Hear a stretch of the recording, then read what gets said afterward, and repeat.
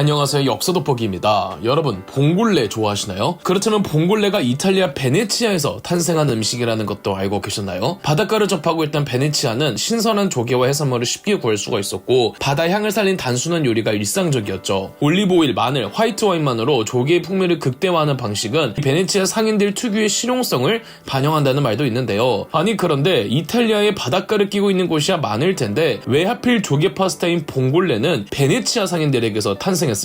베니스의 상인이라는 말 자체도 굉장히 유명한데 베네치아의 역사 요약해드립니다. 본디 베네치아라는 곳은 사람이 살 수 없는 곳이었습니다. 바닷가를 끼고 있었기에 늪지대에 불과했죠. 5세기 초 이탈리아 북동부 지역인 베네토 사람들은 중앙아시아에서 온 훈족들에게 시달리고 있었습니다. 이탈리아 북동부 베네토 사람들은 훈족들의 약탈을 피해 이주하다 보니 어쩔 수 없이 늪지대까지 몰릴 수밖에 없었습니다. 이처럼 생존을 위해 452년 베네토 사람들이 늪지대에 정착하여 생활의 터전을 일구며 공동체를 만든 게 베네치아의 시작이었습니다. 베네치아로 이주해온 사람들은 생계를 유지하기 위해 일을 해야만 했습니다. 섬이다 보니 농업은 불가능했고 염전사업과 어업, 배를 이용한 운송사업인 무역에 종사해야만 했습니다. 그렇게 무역업이 발달하면서 인구가 부쩍 늘어납니다. 슬슬 베네치아 사람들도 베네치아만의 정치 공동체가 필요했고 그 정치 공동체를 이끌어줄 시민 대표가 필요하다고 판단했습니다. 697년 베네치아에는 최초로 주민투표로 국가의 원수, 즉 시민들의 대표를 뽑았습니다. 일반 사람들이 들어와 일구어 만든 도시이다 보니 왕정이 나올 수는 없었고 시민들이 투표로 그들의 대표를 선출하는 공화정이 자연스레 형성된 거죠. 베네치아에서는 투표로 선출된 국가 원수를 도제라고 하며 그렇게 베네치아 공화국이 탄생했습니다. 그리고 아무래도 해상 무역에 종사하다 보니 베네치아 상인들은 해적의 위협에도 대응해야 했고 그렇게 그들 스스로 군 조직을 만들었고 이게 점차 해군으로까지 발전합니다. 베네치아인들은 도시국가를 만들 때 편리한 수원교통을 위해서 섬 한가운데를 가로지르는 대운하를 팠고 그렇게 운하의 도시가 만들어지기도 했습니다. 그리고 베네치아 상인들의 해상 무역 수준이 높아지면서 자연스레 해군력도 강해졌고요. 810년경엔 베네치아의 국가 원수 도제가 머무는 궁전도 만드는데 이게 오늘날 베네치아의 대표 관광지 중 하나인 두칼레 궁전입니다. 828년엔 베네치아의 상인들이 이집트를 방문했는데 이때 이슬람인들이 반크리스트교 운동을 벌이면서 이집트에 있던 크리스트교 수도원들이 위험에 처한 걸 목격합니다. 문제는 복음서를 쓴 4명 중 한 명인 성 마르코의 성체, 즉 유해가 있던 수도원마저 위험에 처한 겁니다. 베네치아 상인들은 성 마르코의 성체를 지키겠다며 해당 수도원으로부터 돈을 주고 구입한 뒤 이슬람인들 몰래 반출해 베네치아로 무사히 귀국합니다. 성 마르코의 성체를 베네치아에 모시게 되었다는 기쁨에 베네치아에서는 성 마르코의 성체를 모시는 성당을 짓기로 하니 그게 바로 베네치아를 대표하는 성 마르코 성당입니다. 복음서를 쓴 4명의 성인들을 각각 상징하고 있는 동물들이 있습니다. 성 마르코의 경우 날개 달린 사자인데 이후로 날개 달린 사자가 이 베네치아의 상징 동물이 되었죠. 그래서 베니스 영화제에서도 가장 높은 상이 황금 사자상인 겁니다. 992년에는 26대 도제였던 피에트로 오르세올로 2세가 당시 동유럽을 제패하던 최강대국 비잔티움 제국과 조약을 체결하며 베네치아 공화국이 비잔티움 제국의 속국임을 받아들이는 조건으로 비잔티움 제국의 영토 안에서 베네치아 상인들은 자유롭게 상업에 종사할 수 있었고 무엇보다 상인들이 해외에서 내야 하는 세금을 다른 나라에 비해 훨씬 감세해 주었습니다. 비잔티움 제국이 워낙 큰 나라였던 만큼 비잔티움 제국 내에서 장사는 베네치아 공화국에게 엄청난 부를 주었습니다. 베네치아 상인들에게 또 한 번 돈을 벌 수 있는 기회가 오니 바로 십자군 전쟁이었습니다. 1차 십자군 때는 서유럽과 동유럽의 비잔티움 제국이 다 함께 이슬람 쳐들어간 거라 서유럽 기사단들이 비잔티움 제국을 통하면 됐지만 1차 십자군 때 서유럽 계열과 비잔티움 쪽이 싸우면서 비잔티움 제국이 십자군 전쟁에서 빠집니다. 이후의 십자군 원정에서 서유럽 기사단들은 비잔티움 제국의 협조를 얻지 못하니 중동으로 넘어가기가 쉽지 않았으며 무엇보다 육로를 통해서는 너무 비효율적이라 해로를 통해야 했는데 이때 드랍십 역할을 해주던 게 베네치아 상인들이었죠. 이게 공짜가 아니라 나름 운송업으로 돈을 받고 보내주니까 돈을 엄청나게 버는 거죠. 한편 비잔티움 제국 내에서 베네치아 상인들의 영향력이 워낙 막강해지자 비잔티움 제국 상인들이 돈을 못 버는 사태가 벌어집니다. 1171년 비잔티움 제국 상인들이 폭동을 일으켰고 비잔티움 제국은 베네치아 상인 추방령을 내려 거의 모든 베네치아 상인들은 콘스탄티노플에서 쫓겨났습니다. 베네치아 공화국 입장에서는 비잔티움 제국과의 통상 단절이 경제적으로 큰 손실이 됐습니다. 이맘때쯤에 서유럽에서 4차 십자군이 조직되었습니다. 그동안 그래왔던 것처럼 서유럽 기사단들은 베네치아 상인들에게 수송을 부탁했는데 베네치아의 41대 도지였던 엘리코 단돌로는 그 어느 때보다 높은 수송료를 요구했고 심지어 베네치아도 병력을 직접적으로 투입하기로 합니다. 십자군 원정을 하나의 큰 사업으로 여기던 베네치아 공화국은 전쟁에서 이기면 엄청난 전리품을 얻을 수 있다고 생각했죠. 이때 비잔티움 제국에서 황희 계승 분쟁이 발생해 패배한 황족이 도망쳐 나와 십자군에게 와서 도와달라고 합니다. 다시금 비잔티움에서 무역권을 얻을 수 있다는 생각의 베네치아는 교황과 서유럽 기사단 측에 수송료를 깎아준다는 조건으로 비잔티움 제국으로 향했고 1203년 비잔티움 제국의 수도 콘스탄티노플을 함락시켜버립니다. 십자군 원정인데 이슬람으로 가지도 않은 겁니다. 그래서 제4차 십자군 원정은 가장 세속적인 전쟁이었다고도 하죠. 베네치아 공화국은 그리스 반도의 거점 섬들을 다 장악하여 지중해 무역권을 독점했고 지중해는 베네치아 상인들의 앞마당이 되었습니다.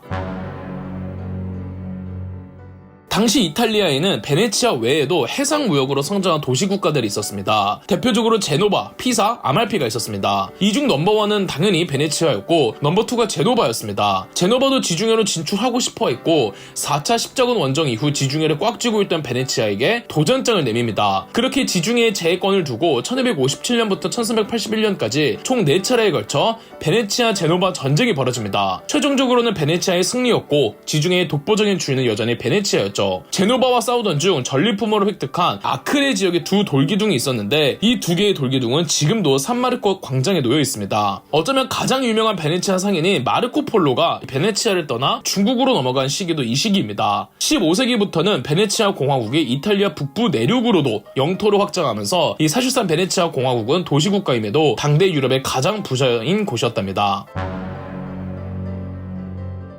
그런 베네치아에게 너무나도 큰 적이 나타납니다. 바로 어느 날 튀르키에서 나타난 오스만 투르크였죠. 1453년 오스만 투르크가 비잔티움 제국을 완전히 멸망시키면서 베네치아에게 매우 큰 위협이 되었죠. 베네치아 입장에서 오스만 투르크는 기존의 제노바와는 차원이 다른 적이었습니다. 지중해 제해권을 노리던 오스만 투르크였기 때문에 지중해 무역에 있어서 가장 결정적인 섬들을 오스만 투르크에게 하나하나 빼앗기고 있었죠. 사실상 지중해 무역권을 모두 상실한 베네치아는 교황에게 도움을 요청합니다. 저렇게 이교도들에게 지중해 무역권을 뺏길 거냐고 말이죠. 교황은 스페인 왕국을 움직이기로 하였고 그렇게 스페인 베네치아 연합이 오스만 투르크를 상대로 1571년 대해전을 벌여 대승리를 거두니 이 해전이 세계 4대 해전 중 하나인 레판토 해전입니다. 이후로도 베네치아는 빼앗긴 지중해의 거점 섬들을 수복해가기 시작했고 1699년 오스만 투르크와의 카를로비치 조약을 통해 베네치아는 지중해에 대한 모든 영향력을 공식적으로 되찾아왔습니다. 아울러 16세기에서 18세기 이 시기는 이 베네치아가 문화적으로도 황금기를 맞이했는데 르네상스 붐을 맞은 16세기에는 미술계에서 티치아노라는 걸출한 화가가 나왔고 건축계에서는 안드레아 팔라디오가 베네치아의 여러 걸작 건축물들을 만들었습니다. 셰익스피어가 쓴 5대 희극 중 베니스의 상인도 이 시기를 배경으로 하고 있죠. 18세기에는 바로크의 붐을 맞아서 이 음악에서는 비발디가 나왔고 연극에서는 카를로 골도니가 활동했습니다.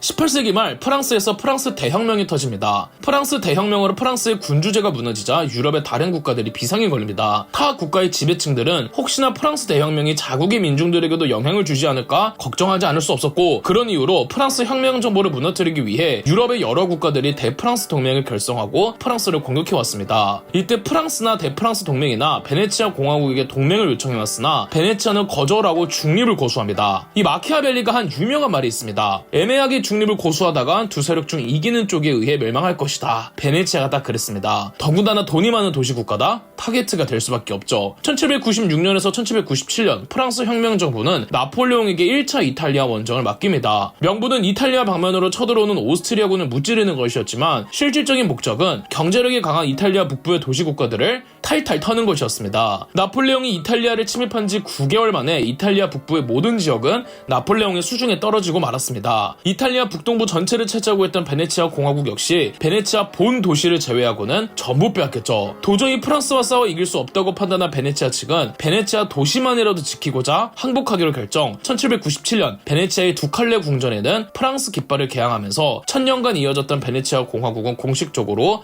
망하고 말죠. 이후 망해버린 베네치아는 프랑스와 오스트리아를 번갈아가며 지배를 받다가 19세기 이탈리아 통일왕국에 병합되었습니다. 베네치아 하면 역사적으로 굉장히 유명했던 게 베네치아의 카니발이었습니다. 베네치아의 카니발은 한때 유럽 전역에서 가장 문란한 축제로 알려져 있었습니다. 돈이 굉장히 많고 자유로움을 가장 중요시 여겼던 베네치아에서는 문란함에 대해서는 개방적이었는데 베네치아의 문란함을 상징하는 게 바로 가면입니다. 크리스트교 문화권에서는 사육제, 즉 카니발이라는 행사가 있는데 베네치아의 카니발에는 다른 나라의 카니발에는 없는 고유의 컨셉이 있었습니다. 바로 정체 숨기기였습니다. 누구나 다 카니발 기간에 가면을 쓰고 다니니 정말 유튜브에선 자세히 말하면 안 될 정도의 문란함이 자행되었습니다. 남녀를 불문하고 말이죠. 그래서 전 유럽 사람들이 카니발 기간만 되면 베네치아를 찾았다고 하죠. 마지막으로 베네치아를 여행했던 괴테가 남긴 글을 소개하며 끝마치겠습니다. 누부신 햇살을 받고 석호를 통과해가면서 나는 곤돌라 배전에서 뱃사공들이 울긋불긋한 옷을 입고 경쾌한 몸놀림으로 노를 저어가는 모습을 바라보았다. 푸른 하늘 아래서 연녹색 수면 위를 스쳐가는 모습이 이체를 되었다. 마치 베네치아 유파가 가장 최근에 그린 최고의 작품을 보는 듯했다. 햇살은 대상의 고유색을 현란하게 부각시켰고 그늘진 부분도 너무 환해서 어느 정도 다시 빛으로 쓸 수 있을 것 같았다.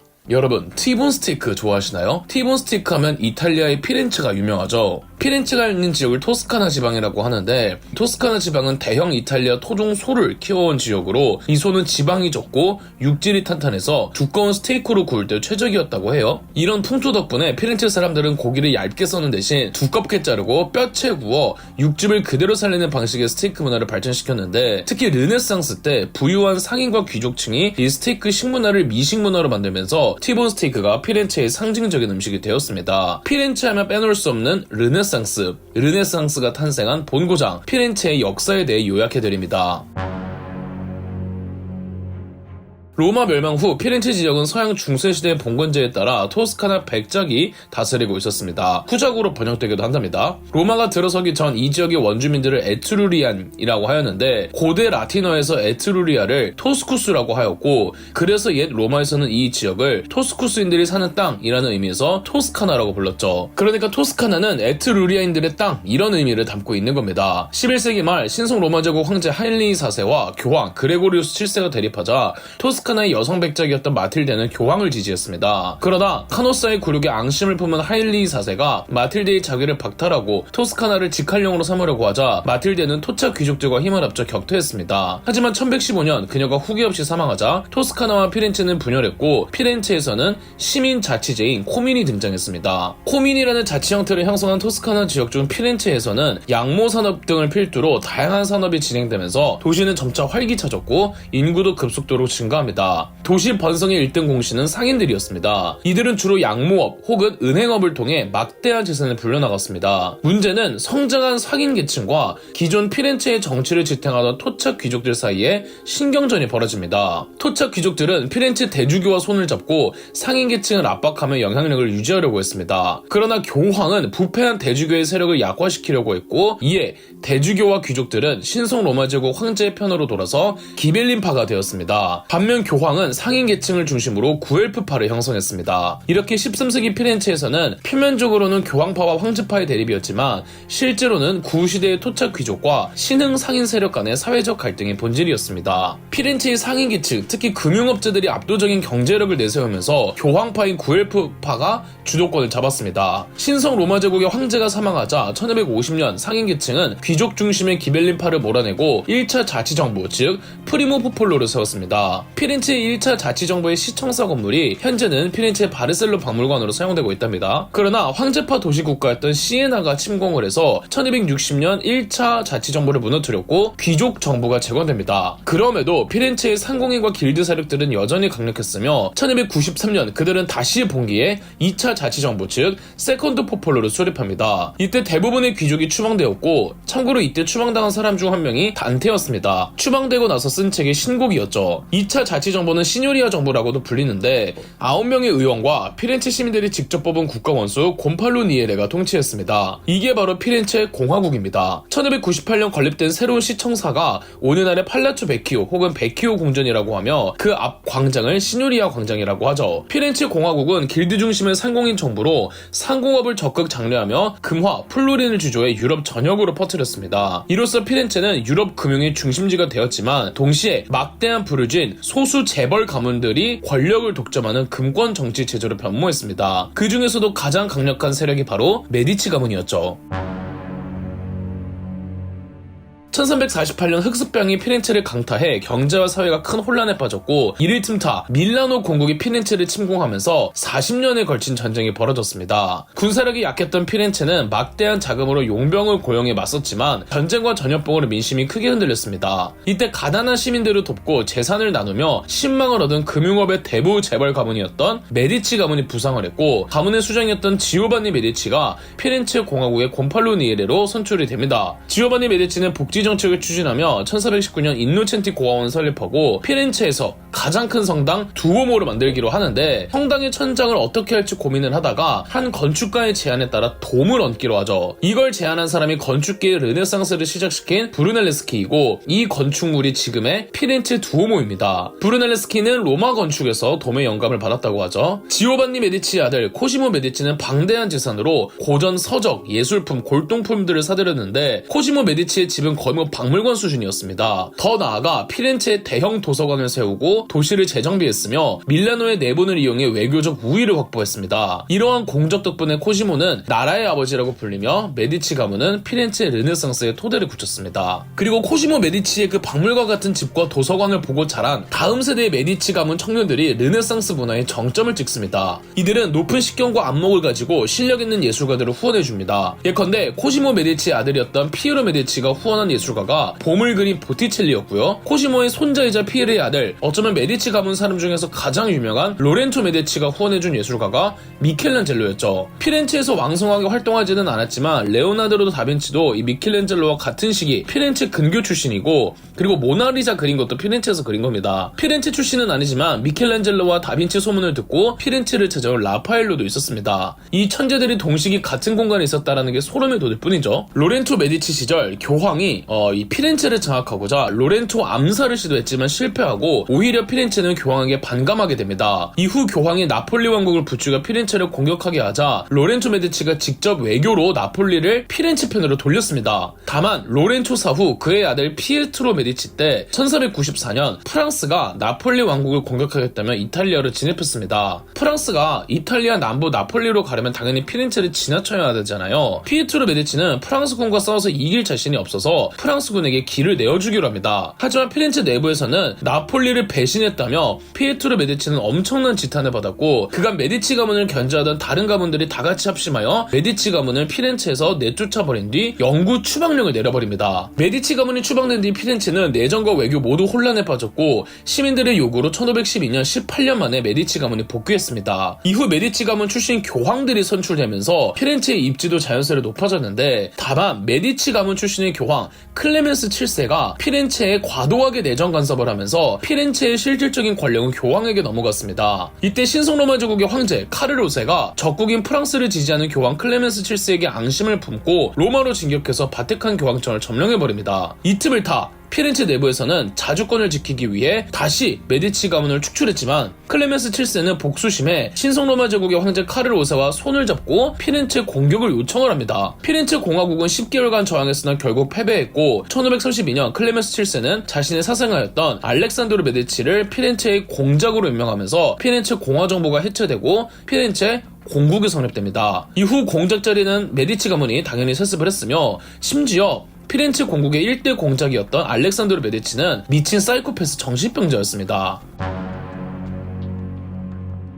색광이었던 알렉산드로 메디치는 여자 잘못 건드렸다가 암살당하고 2대 공작이 된 코시모 1세 메디치는 강력한 독재로 피렌체를 안정시켰습니다. 그는 반대파를 철저히 제거하고 군사력과 외교력을 강화해 프랑스, 나폴리 왕국, 신성 로마 제국과 모두 우호 관계를 맺었으며 시에나 공화국을 정복하는 등 영토 확장에 나서기도 했습니다. 또한 양모업을 토스카나 전역으로 확대하고 피티 궁전을 지어 왕권의 상징을 세웠습니다. 1569년 그는 스스로 토스카나 대공으로 즉위하며 국호를 피렌체 공국에서 토스카나 대공국으로 격상시켰습니다. 그의 아들 프란체스코 1세는 우피치 미술관을 세웠고 동생 코시모 2세는 자기 고향에서 쫓겨난 갈릴레오 갈릴레이를 받아주면서 과학 발전에 기여했습니다. 코시모 2세의 지원 덕분에 갈릴레이는 많은 논문을 쓰고 실험을 할 수가 있었고 갈릴레이가 목성을 발견한 곳도 피렌체였죠. 그러나 이후 대공들은 사치와 무능에 빠져 가문이 몰락했고 금융업까지 중단하면서 경제 기반마저 붕괴됩니다. 결국 마지막 대공이었던 잔 카스토네 메디치가 후사 없이 사망하자 메디치 가문은 단절되었습니다. 그의 여동생 안나 마리아 루도비카는 오스트리아를 찾아가 피렌체를 오스트리아에 넘기는 대신 메디치 가문의 그 모든 예술품이 피렌체 밖으로 반출되지 않도록 맹약을 맺고 메디치 가문의 그 많은 예술품들을 기부를 했습니다. 이 결정 덕분에 오늘날까지 피렌체는 수많은 예술품을 보존할 수가 있었으며 당시 루도비카가 기증한 예술작품들 대부분이 현재 우피치 미술관에 소장되어 있습니다. 이후 피렌체를 포함한 토스카나 지방은 오스트리아 소속으로 가지만 나폴레옹이 등장한 이후로는 프랑스와 오스트리아가 번갈아 가면서 토스카나 지방을 지배했죠. 그러다 19세기 이탈리아가 통일될 때 이탈리아 왕국으로 병합이 되고요. 피렌체는 꽃의 도시라는 뜻입니다. 르네상스를 태동시킨 곳인 만큼 문화와 예술이 꽃피웠다는 은유적 표현일 수도 있겠지만 이 지역은 옛 고대 로마 시절부터 번영의 뜻을 담기 위해 번영과 꽃의 여신인 플로라의 이름에서 따와 명명했던 거죠. 그때 고대 로마인들은 전혀 몰랐겠죠. 후대의 피렌체에서 문화와 예술을 꽃피워 진짜로 꽃의 도시가 될 줄은. 피렌체를 포함해 베네치아, 밀라노 등 이탈리아에는 돈 많은 도시 국가들이 더 있었습니다. 그 중에서 하필 피렌체에서 르네상스가 일어난 건 예술가들에게 후원하기를 아끼지 않았던 메디치 가문이 있었던 배경이 가장 큽니다. 다만 지금까지 보신 것처럼 피렌체의 역사는 너무 한 가문이 주도를 했고 이게 피렌체에겐 좋은 것만 가져다 주진 않았던 거죠. 여러분 리조또 좋아하시나요? 그렇다면 리조또가 이탈리아의 밀라노에서 탄생한 음식이라는 것도 알고 계셨나요? 리조또가 밀라노에서 처음 탄생했을 때는 샤프란을 넣은 음식이었다고 합니다. 샤프란 리조또야말로 정통 리조또라고 할 수 있는데 밀라노를 포함한 이탈리아 북부는 벼농사가 발달한 포강평야 덕분에 쌀 요리가 발전해 있었고 15세기 말에서 16세기 초 밀라노의 두오모 대성당 장식에 참여하던 장인들이 샤프란을 유리 착색에다 쓰다가 음식에도 넣어봤다는 전설에서 유래하고 있습니다. 이탈리아 북부에 위치하고 있는 밀라노 지역 특성상 유럽 강대국들이 이탈리아로 침공할 때 이탈리아 지역에 어디를 원하든 간에 무조건 밀라노를 거칠 수밖에 없어서 밀라노는 기구한 운명의 역사를 보내야만 했는데요. 밀라노의 역사 요약해드립니다.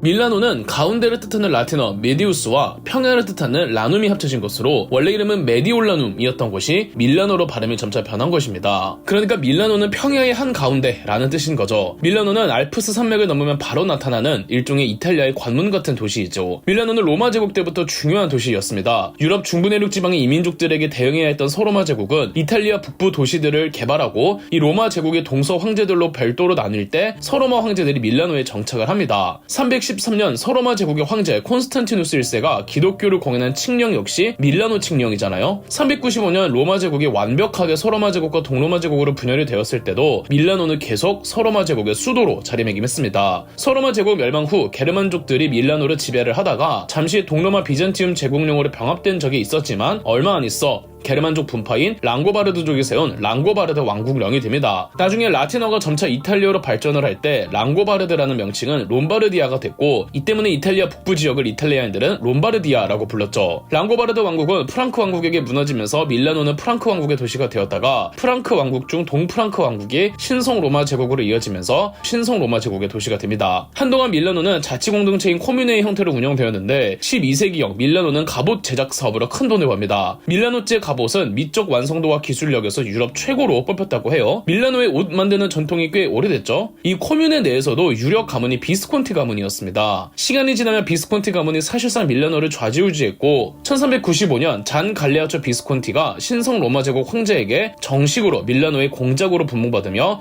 밀라노 공국이 들어섰습니다. 잔 갈레아초 비스콘티는 인근 도시들로 밀라노 공국의 영토를 확장했고 행정개혁과 군사조직 정비, 대규모 건축 사업을 추진해 도시의 기반을 다졌습니다. 그 일환 중 하나가 밀라노 두오모 대성당의 건설이었죠. 잔 갈레아초 비스콘티는 밀라노 두오모 대성당을 설계 지시할 때 당대 유럽에서 흔히 사용되었던 고딕 건축 형식을 적극 주장하며 밀라노의 국제적인 위상과 비스콘티 가문의 권력을 과시하고자 하였습니다. 비스콘티 가문에 의해 밀라노는 북이탈리아의 핵심 도시로 자리매김합니다.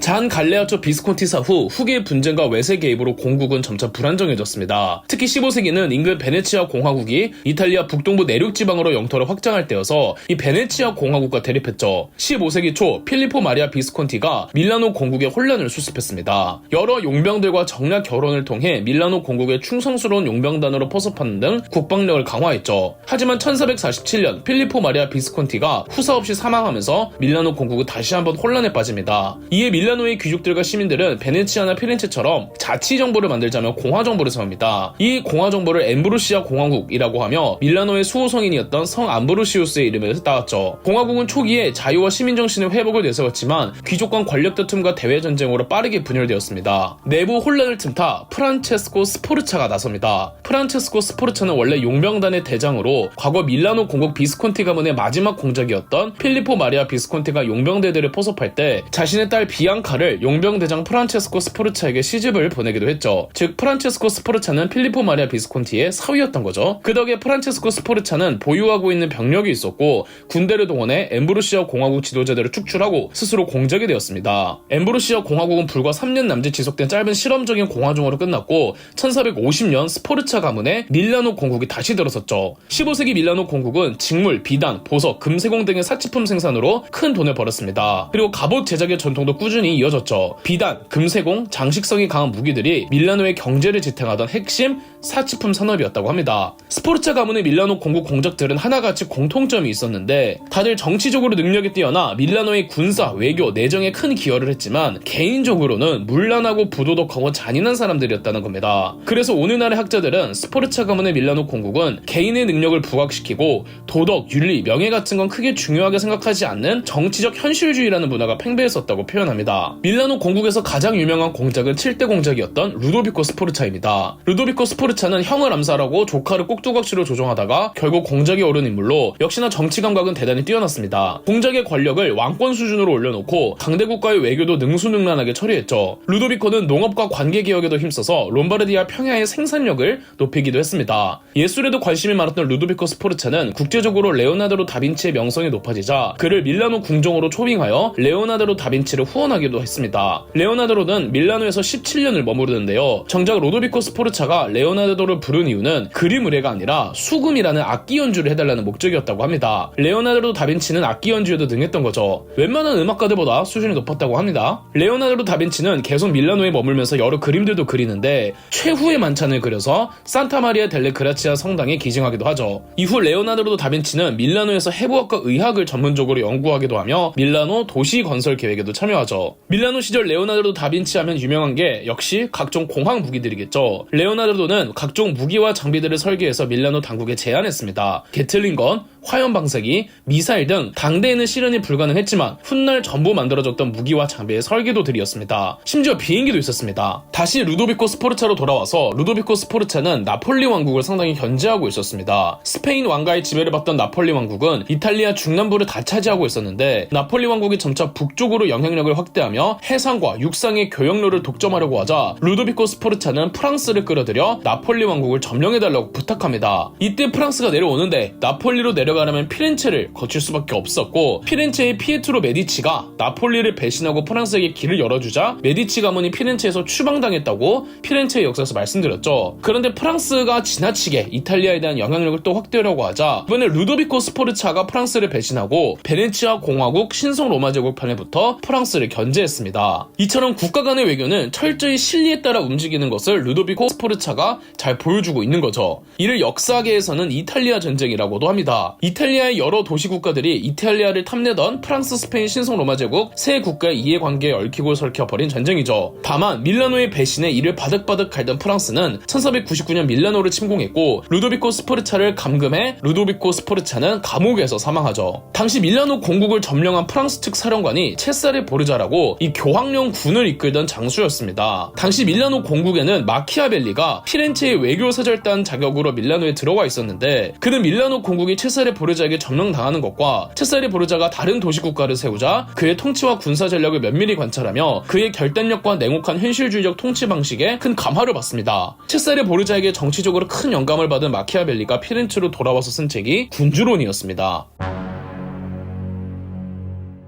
밀라노 공국은 외세의 각 축장으로 전락합니다. 프랑스, 스페인, 신성 로마 제국 세 국가가 이탈리아 전쟁을 벌이면서 이 밀라노는 세 국가들에게 점령되고 뺏기는 패턴이 계속 반복되죠. 밀라노 공국의 실체가 존재하기는 하지만 그냥 강대국의 지배를 받던 터라 자주성은 완전히 상실합니다. 중간에 스포르차 가문이 잠시 복권되기도 하지만 이도 아주 일시적이었죠. 공국 내 자치권과 군사력은 크게 악화되고 밀라노 공국은 북이탈리아의 정치적 중심이면서도 외세의 지배의 상징이 됩니다. 강대국에게 경제나 군사력 조달하는 수준이었죠. 경제적으로는 여전히 직물 사치품 산업이 유지되었지만 전쟁과 조세 부담으로 시민층의 생활은 어려워졌고 끝내 18세기 나폴레옹의 이탈리아 원정 때 완전히 멸망하고 프랑스로 넘어갔다가 나폴레옹 몰락 후에는 또 오스트리아에게 넘어갑니다. 나중에 가서 19세기 이탈리아 통일왕국에 병합되죠. 밀라노가 이탈리아 통일왕국의 도시가 되고 20세기부터 이탈리아 왕국은 밀라노를 공업도시로 육성합니다. 밀라노가 그간 강대국들에게 이리저리 병합되면서 강대국들은 밀라노의 여러 공업 산업의 기반을 마련해두고 있었기 때문에 여러 시설들이 이미 분포해 있었고 북이탈리아 공업지대의 핵심 도시로 이미 자리 잡고 있었죠. 이탈리아의 집중적인 공업 육성 정책으로 기계, 철강, 화학 공장이 급속히 증가했고요. 밀라노는 포강 평야의 중심부에 위치하고 있기 때문에 북부 유럽과 지중해를 연결하는 전략적 교통 요충지였고 알프스와 아펜니노 산맥 사이에 있어서 물류와 군사이동이 편리하다는 지리적 이점도 있었고요. 하지만 누가 뭐래도 밀라노의 주력은 섬유와 의류 산업이었죠. 말씀드렸던 것처럼 밀라노의 섬유와 직물, 사치품 산업이 발달해 이미 그 기반이 탄탄했습니다. 1950년대부터는 밀라노 중심으로 이탈리아 내에서 프랑스와는 다른 결의 패션 산업을 주도하겠다며 전통 장인 기술, 섬유와 가죽 산업, 세련된 미적 감각을 중요시 여기며 이탈리아 고급 패션 운동, 이른바 이탈리아 모드 운동이 일어나기도 했습니다. 프라다, 아르마니, 돌체가바나, 몽클레르가 전부 밀라노에서 탄생한 브랜드입니다. 이 외에도 수많은 패션하우스와 액세서리, 주얼리 브랜드가 모여있는 세계의 패션 중심지이죠. 그럼 역사 돋보기였습니다. 저희 역사 돋보기가 멤버십 가입을 시작했습니다. 멤버십 가입을 해주신 분들 덕분에 영상 제작에 큰 도움이 되고 있습니다. 감사합니다. 영상 재미있으셨다면 구독과 좋아요, 알림 설정까지 해주시면 감사드리겠습니다.